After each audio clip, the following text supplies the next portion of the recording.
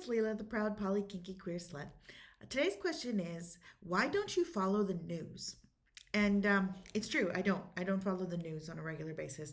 I periodically check in, and when I happen to across news from a friend, I do a little deep dive. And the reason why I don't follow the news is that I think it's important to have enough internal emotional resources to actually do something about what's going on in the world. So, back in the day, not too long ago, I followed politics relentlessly. I followed the news every day. I would listen to my NPR politics podcast in the morning and headline news, and I'd watch the comedy shows to keep up on the news, which, state of America, the comedy shows are one of the best sources of news. Go figure. But it's true. And what I discovered with the second Trump administration is that there is so much just manipulation of the audience with media and even with like social media posts. So much of what you see is really specifically targeted at being clickbait, at getting people to follow whatever they want to follow. And as long as you're in one camp or the other, then you're easier to manipulate by the people who are in power. And that's how I felt. I felt manipulated. I once was listening, this was years and years and years ago, first year of the first Trump administration. I was listening to NPR politics, and somebody went on vacation for about 2 weeks and came back and was like, you know what? It's the same stuff. It's the same stuff going on. And it definitely has progressed. It's definitely worse, but it is the same kind of massive hype going on all the time in the media cycle. And frankly, it's scary, and it can be really negatively impacting on mental health.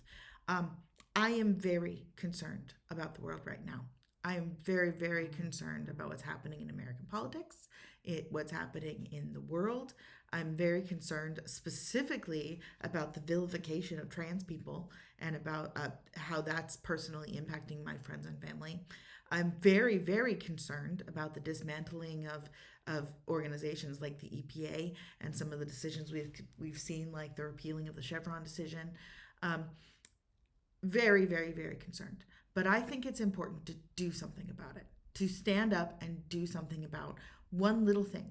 And for me personally, I was finding that in taking all of that negativity was damaging to my mental health and was depressing me to a point where I was not able to act.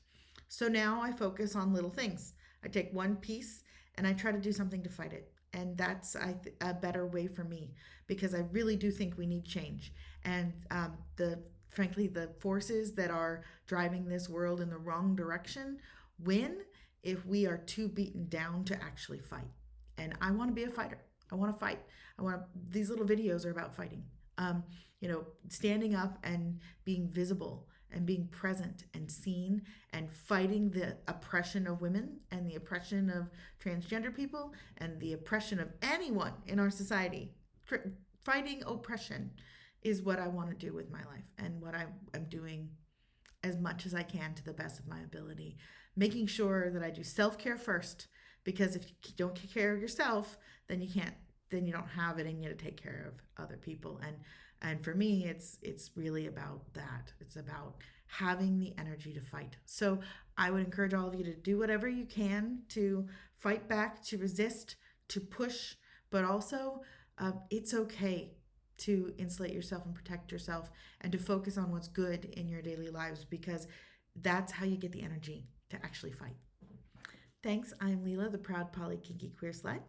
Remember, you can ask me anything, and have a great day.